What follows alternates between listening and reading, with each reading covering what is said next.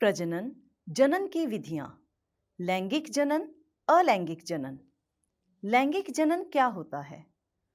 प्रजनन जनन की वह विधि है जिसमें नर तथा मादा युग्मक का संलयन होता है। लैंगिक जनन कहलाता है।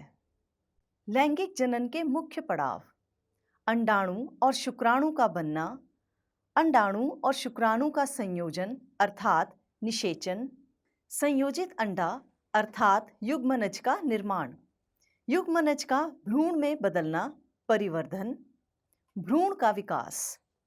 मनुष्य में लैंगिक प्रजनन।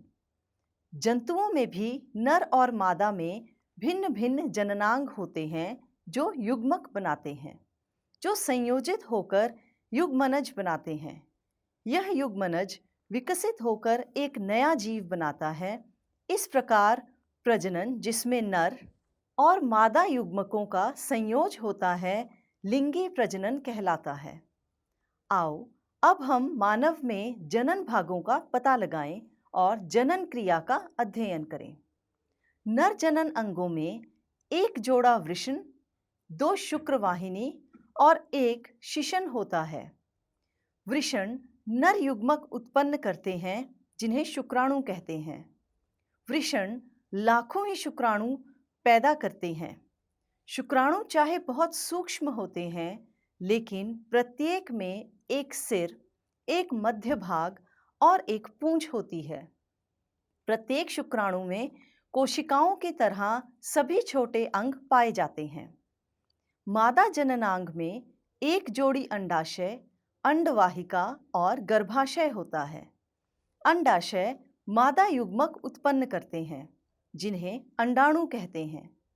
मादा में प्रत्येक माह दोनों अंडाशय में से किसी एक अंडाशय से एक विकसित अंडाणु का विसर्जन अंडवाहिका में होता है।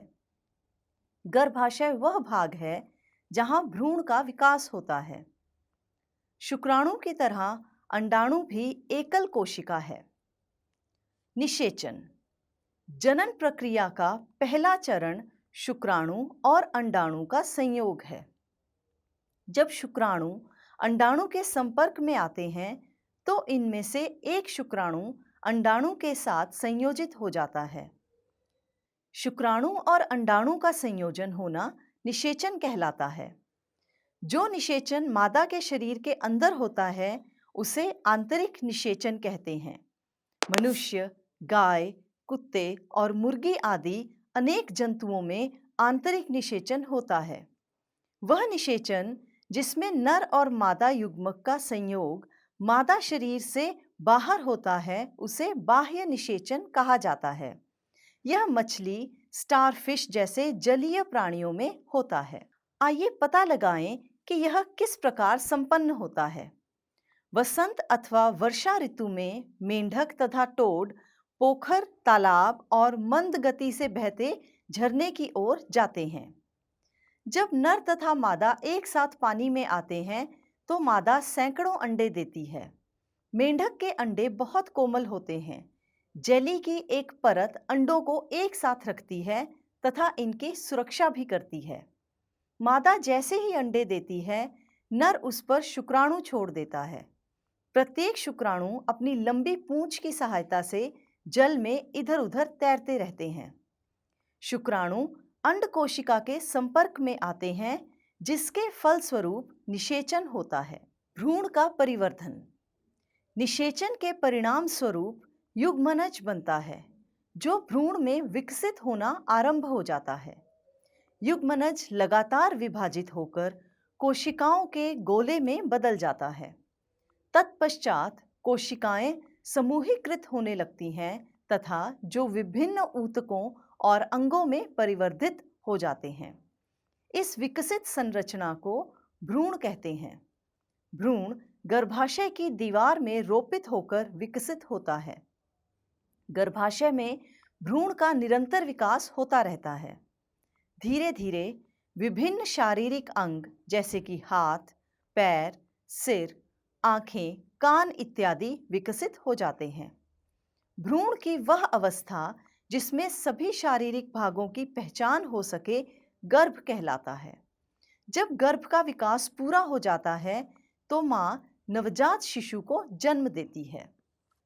कुछ जंतु विकसित शिशु को जन्म देते हैं, जबकि कुछ जंतु अंडे देते हैं जो बाद में शिशु में विकसित होते हैं। वह जंतु जो सीधे ही शिशु को जन्म देते हैं जरायुज जंतु कहलाते हैं। वे जंतु जो अंडे देते हैं अंडप्रजक जंतु कहलाते हैं। कुछ जंतुओं के अंडों का अवलोकन करना सरल होता है क्योंकि उनकी माँ शरीर के बाहर अंडे देती है, जैसे सांप, मुर्गी इत्यादि। परंतु आप गाय, कुत्ता अथवा बिल्ली के अंडे एकत्र नहीं कर सकते। यह इसलिए क्योंकि वह अंडे नहीं देते। इनमें माँ पूर्ण विकसित शिशु को ही जन्म देती है। यह जरायुज जंतुओं के उदाहरण हैं। कायांतरण, शिशु से वयस्क। नवजात जंतु अथवा अंडे में से निकले जंतु जब तक वृद्धि करते रहते हैं जब तक कि वे वयस्क नहीं हो जाते। कुछ जंतुओं में नवजात जंतु वयस्क से बिल्कुल अलग दिखाई देते हैं। रेशम कीट के जीवन चक्र का स्मरण करो। इसी प्रकार मेंढक इस प्रकार के जंतुओं की अन्य उदाहरण है। मेंढक में अंडे से प्रारंभ करके वयस्क बनने की विभिन्न अवस्थाओं का प्रेक्षण करें। 3 स्पष्ट अवस्थाएं: अंडा, टैडपोल या लार्वा तथा वयस्क। टैडपोल रूपांतरित होकर वयस्क में बदल जाता है, जो छलांग लगा सकते हैं तथा तैर सकते हैं। कुछ विशेष परिवर्तनों के साथ टैडपोल का वयस्क में रूपांतरण कायांतरण कहलाता है। मनुष्य में कायांतरण नहीं होता। मनुष्य में जन्म के समय ही नवजात शिशु में वयस्क समान शारीरिक अंग मौजूद होते हैं। अलैंगिक प्रजनन, ऐसा जनन जिसमें केवल एक जीव भाग लेता है उसे अलैंगिक जनन कहा जाता है। आओ अब हम अलैंगिक जनन की 2 विधियों के बारे में जानें। अलैंगिक जनन में जिस जीव में जीव विभाजित होकर 2 संतान कोशिकाएं उत्पन्न करता है द्विखंडन कहलाता है। अमीबा एक कोशिक जीव है जिसमें केंद्रक के 2 भागों में विभाजन होने से जनन क्रिया आरंभ होती है। इसके बाद कोशिका भी 2 भागों में बंट जाती है, जिसके प्रत्येक भाग में केंद्रक होता है। परिणाम स्वरूप एक जनक से 2 अमीबा बनते हैं। प्रत्येक हाइड्रा में एक या अधिक उभार दिखाई देते हैं। यह उभार विकसित होते नए जीव हैं, जिन्हें मुकुल कहते हैं। इसलिए इस प्रकार के जनन को मुकुलन कहा जाता है। डॉली की कहानी क्लोन। किसी समरूप कोशिका या किसी अन्य जीवित भाग अथवा संपूर्ण जीव को कृत्रिम रूप से उत्पन्न करने की प्रक्रिया क्लोनिंग कहलाती है। किसी जंतु की सफलतापूर्वक क्लोनिंग सर्वप्रथम इयान विल्मट और उनके सहयोगियों ने एडिनबर्ग, स्कॉटलैंड के रोजलिन इंस्टीट्यूट में की। उन्होंने एक भेड़ को क्लोन किया जिसका नाम डॉली रखा गया।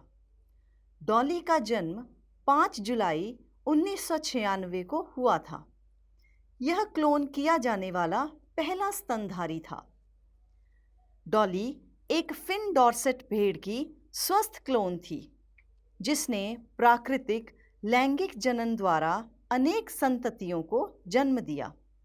दुर्भाग्य से फेफड़ों के रोग के कारण 14 फरवरी 2003 को डॉली की मृत्यु हो गई। डॉली के बाद स्तनधारियों के क्लोन बनाने के अनेक प्रयास किए गए, परंतु बहुत तो जन्म से पहले ही मर गए तथा कुछ की जन्म के बाद ही मृत्यु हो गई। क्लोन वाले जंतुओं में अक्सर जन्म के समय अनेक विकृतियां होती हैं।